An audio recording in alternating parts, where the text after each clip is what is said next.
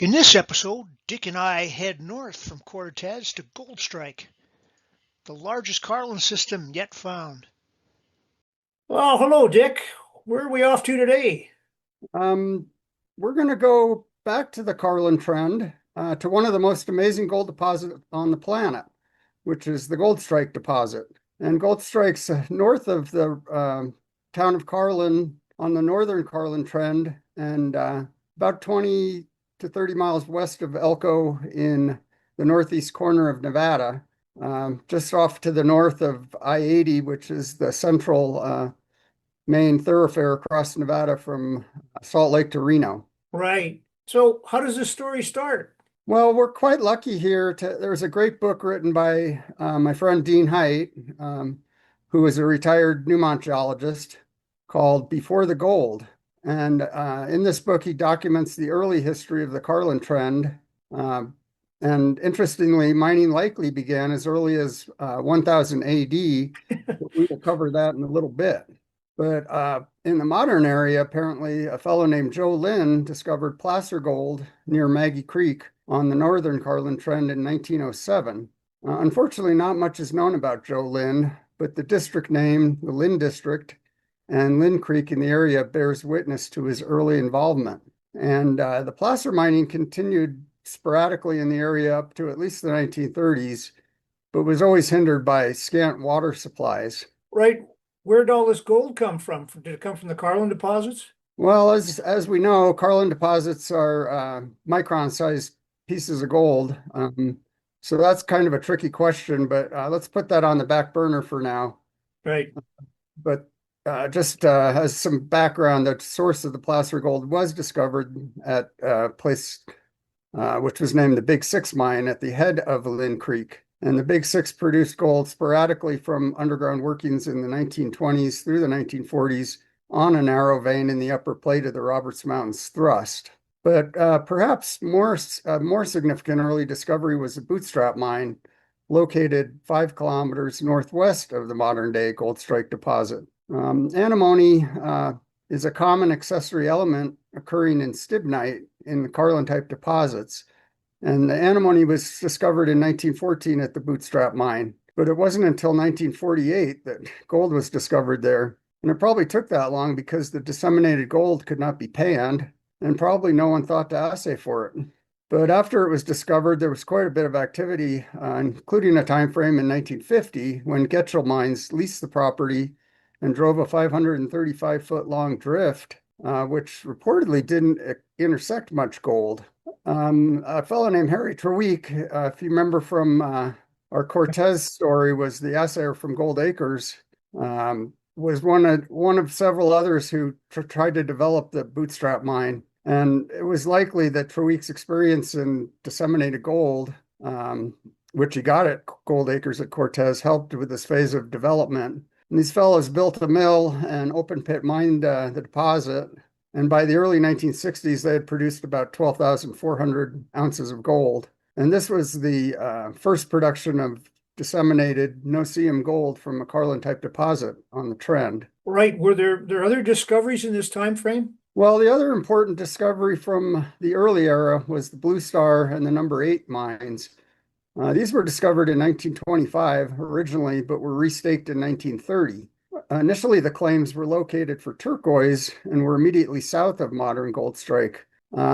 As I mentioned earlier, there is some evidence that prehistoric mining of the turquoise at number 8 took place, as there's scientific evidence collected in the Chaco Canyon archaeological site in New Mexico, where dating indicates the artifacts may be as old as 1000 AD. And the scientific evidence is copper and hydrogen isotopes in turquoise. So that's pretty interesting. So the turquoise in New Mexico has the same isotopic fingerprint as the stuff from Nevada and likely came from there. Is that the story? Yeah, that's correct. And that indicates that there was pretty extensive trading among the Aboriginal peoples in North America. But later on in the 1940s, another story Dean recounted was that the sons of the mine owners were sharpening a pick for mining, and they tested it out on some dirt next to the mine. And the story goes that they uncovered a rich area of spiderweb turquoise, but they hid it again as the price of turquoise was really low at that time. And later, the area was reopened, and in 1954, a large turquoise nodule was discovered. It weighed over 150 pounds and was 33 inches by 18 inches by 7 inches. Oh, And ultimately, this nugget ended up at the New Mexico Museum of Natural History and Science in Albuquerque. At the nearby Blue Star mine in 1956, a fellow named Bob Morris, knowing about gold mines in the area like Gold Acres and Bootstrap, sampled and assayed the samples for gold, and he found pretty good values. So they undertook several development efforts at Blue Star and produced about 600 ounces of gold before the mine shut down in 1962. And around that time frame, Bob Morris was contacted by Newmont, or actually vice versa, I'm not really sure which. right. And as we described in our Carlin Discovery Tales, John Livermore conducted a 3-week evaluation at Blue Star. A positive recommendation was made to acquire the property, but as we heard in the Discovery Tale of the Carlin deposit, a deal couldn't be reached. And Livermore and Coop moved on prospecting the Roberts Mountains thrust and subsequently discovered the Carlin deposit to the southeast. Ultimately, Newmont did buy Blue Star, and the old workings were consumed by the Blue Star open pit. And this deposit, Blue Star, is considered to be the third disseminated gold deposit that was discovered on the Carlin Trend. And there was one other important historic mining location called the Purple Vein Claims, which were staked in 1936 on some mercury workings. There was no known production, but the location will reappear in the story later. So we're early 1960s, moving into the time when Carlin got put into production. So what's the Cliff Notes version of the geology for the Goldstrike area? Well, it's basically similar to a lot of the narrative regarding Carlin type deposits that we've been discussing so far. You have the passive margin of the North American craton, which is controlled by deeply penetrating crustal faults. And then over a long period in the Paleozoic, a thick carbonate platform builds up. And in the Mississippian, contraction begins, and the antler orogeny occurs, and offshore deep water sediments are thrust eastward over the continental margin carbonate platform along the Roberts Mountains thrust. There's 3 intrusive events that are important in the late Jurassic and Cretaceous, and also later during the Eocene, which consists of diking and coeval volcanism. The Eocene intrusive activity records the initiation of extension in the Great Basin and the mineralizing events that took place to put the gold there. On the Carlin Trend, the lower plate carbonate stratigraphy ranges from Ordovician to Devonian, and the main ore host is the Devonian Popovich Formation. The best host is what they call the lower wispy member, which is a bioturbated limey mud in the upper shelf and lagoonal environment. Above the Roberts Mountains thrust is the Ordovician Vanini Formation in the upper plate, consisting of cherts and mudstones. It should note that in the Newmont literature, the primary ore host is described as Roberts Mountains Formation, but Barrick and pretty much the rest of the world recognize it as Popovich. That causes some confusion when people are researching the geology out there. The intrusive rocks in the Goldstrike area consist of the late Jurassic dioritic Goldstrike intrusion, which is sill-like and has associated Lamprophere dikes. And I always like to point out to some of the younger folks that the Lamprophere dikes attest to the deep crystal penetrating structural setting that penetrated to the mantle and allowed the Lampropheres to come up into the crust. Right. And attest to the really deep structural control out there. So later on, obviously, the Eocene dacitic and rhyolitic dikes occur throughout the trend and have been proven to be coeval with mineralization by my friend Mike Russell, and suggest the onset of tertiary extension, and also show that they had an important role during the formation of the deposits. So that's sort of the big picture, but it just goes to show you that the structural picture is extremely complex and related to the long geologic history of the area with low and high angle northwesterly and northeasterly faults, northeasterly and easterly trending folds, and all this playing a fundamental role in the geometry of the deposits. And in addition, in the Betsy and Meikle areas, there's various structural dissolution and formational breccias, which also play a very important role. Right, so it sounds like your complex geological train wreck that explorationists love so much, flooded by gold. Uh, so it'd be a great place to find an ore deposit. So were the discoveries made right after the Carlin discoveries were made further south? Well, surprisingly, no.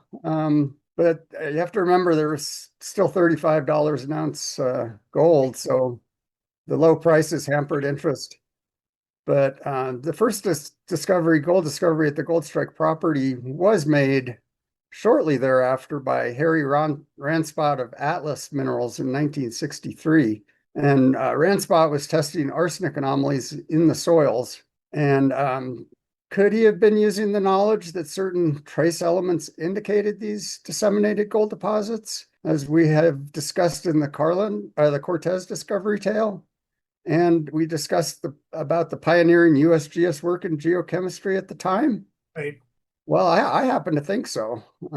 Anyway, they drilled 17 holes, and one of them discovered the Baza deposit in the upper plate rocks. And in 1966, Newmont also did some trenching in the stock or on the stock, and they found low-grade gold, but they didn't follow it up. So then actually things pretty much went idle until gold prices started increasing in 1973 and 74. And then things really got rolling when a company called the Nevada Syndicate, which was funded by LAC Minerals, followed up on the Atlas soils also and discovered the Scarn Hill deposit.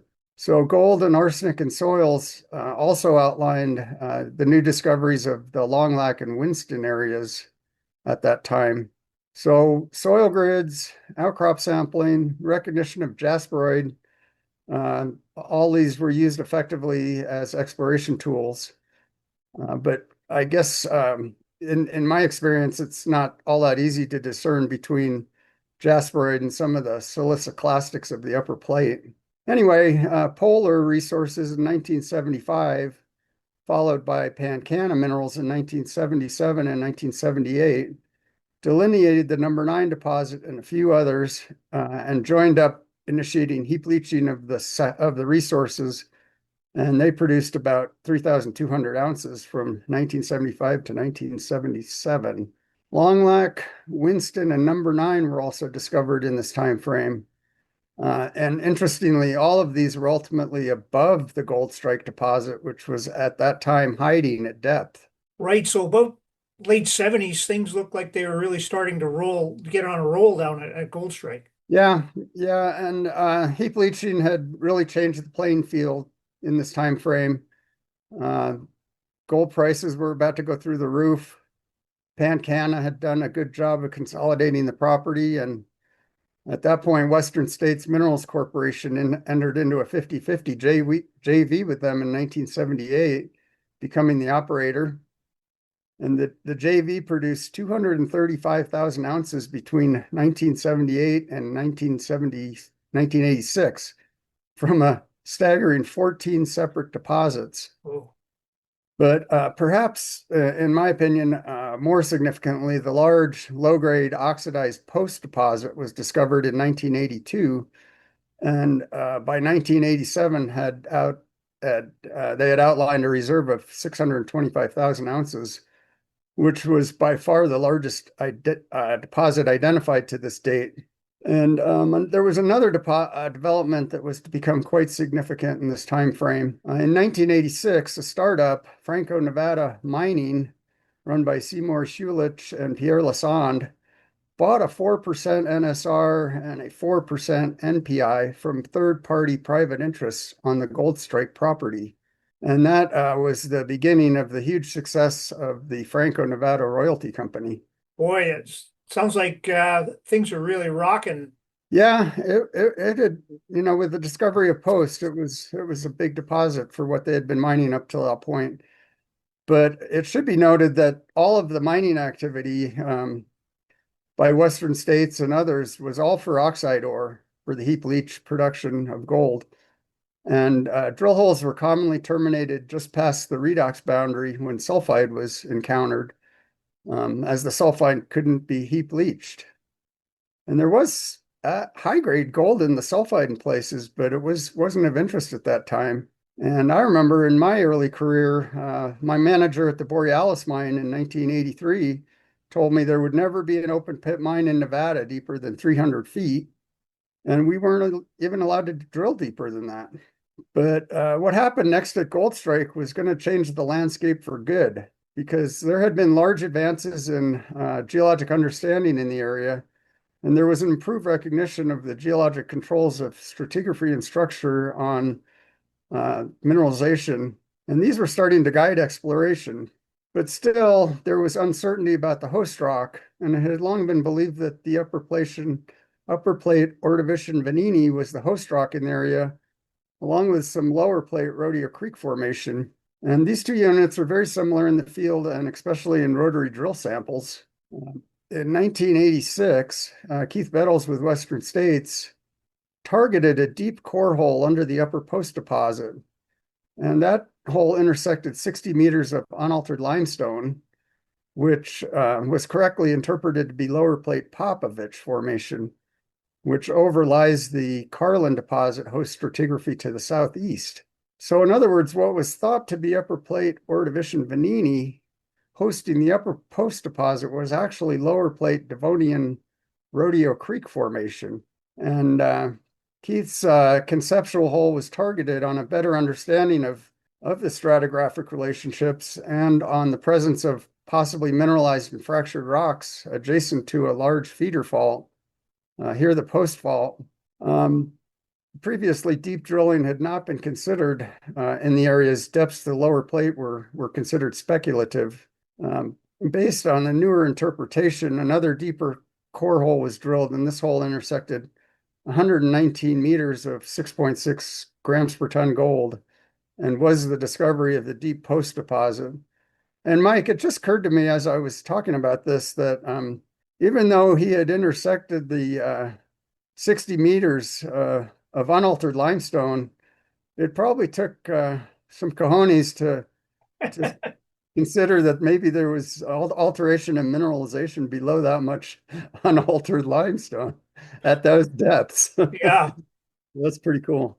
but boy, that was a head snapper of a result. That must have excited a lot of interest. Well, it most certainly did. However, there was still some skepticism as the mineralization was very deep and refractory.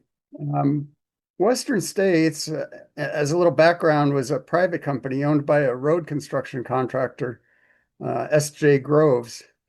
And S.J. Groves had underbid a large road construction project in the South and was having significant financial problems. So they opted to sell the Western States, which was likely a non-core asset to them. And at that point in time, late in 1986, local personnel were told to find a buyer for the company. So Newmont actually passed on the opportunity, but Barrick jumped on it, and they had experience with Carlin-type refractory ore at the nearby Mercer mine in Utah. So Barrick bought out the Western States Pancana JV in January 1987 for a whopping $62 million, which was a huge investment the industry thought at the time, but in hindsight was the deal of the century. But remember, this was only several months after Keith Bettles had drilled the deep post-discovery hole, so they moved very fast on this. Right. They probably realized they had a tiger by the tail as they quickly initiated a large deep drilling program in 1987 to delineate the deep post deposit. And key to Barrick's success was a fellow named Brian Meikle, a geologist who had worked at Barrick's Camflo mine in Canada since the early 60s, as well as other places. And he led the team, which recognized the deeper potential at Mercer and had pioneered techniques to deal with its low-grade refractory sulfide ore. So they weren't really, they were thinking in terms of that for sure at that point. And following up on extensions to deep post and using mapping, jasperoid occurrences, earlier shallow drilling, geochemistry, and IP, they quickly discovered the Betsy and Screamer deposits along with the deep post. And all of these comprise the post-Betsy complex. Right.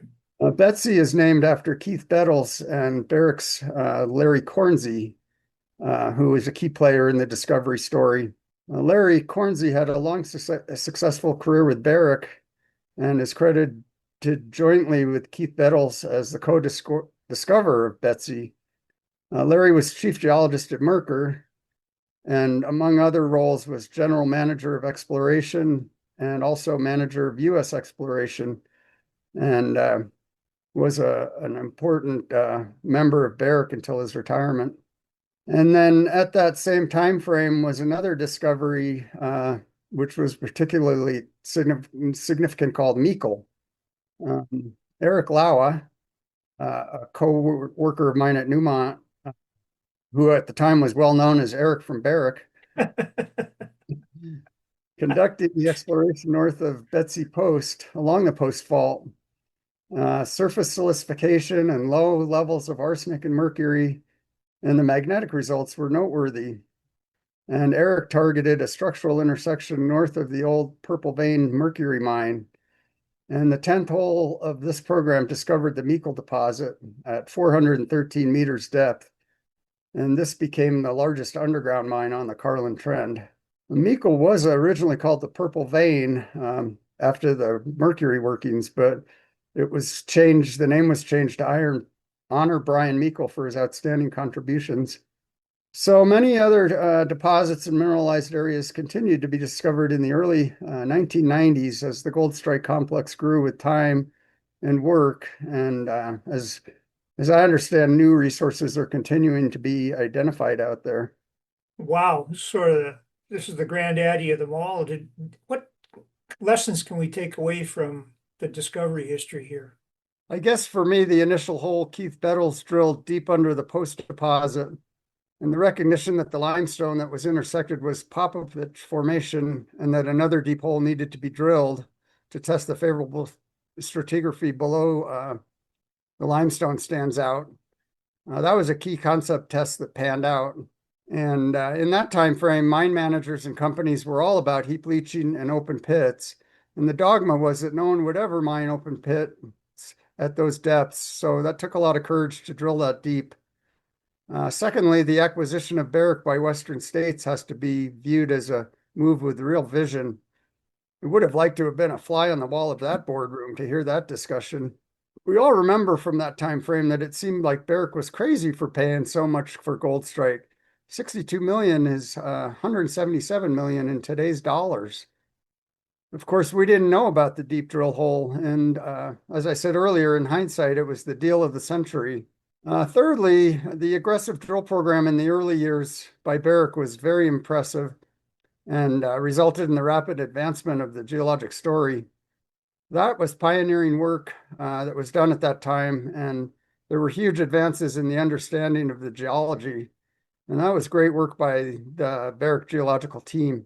And finally, for me, I can't help but be impressed with the perfect storm of the geologic setting, the complex structural architecture of high and low angle faulting and the folding, which created favorable anticlinal traps, the aquitard of the upper plate cap, the favorability of the carbonate stratigraphy below that, the structural buttress of the Goldstrike stock, Eocene magmatism related to extension, and the large hydrothermal system placed into this chaos. Wow. In summary, in 2020, Paul Dobak, Barrick's chief geologist of North America, estimated the total endowment of the Goldstrike system at 58 million ounces, making it the largest known Carlin-type gold system. Well, this is quite a story, Dick. Where do you think we're off to next? Well, I was thinking about that, and I'm thinking maybe we'll take a run at the Getchell trend and see what lessons can be learned in some of the discoveries along that important trend in Nevada. I'm looking forward to that. Thanks again. Yeah, thanks, Mike. So long. Enjoyed So there you have it. Next time, we're heading up to Getchell.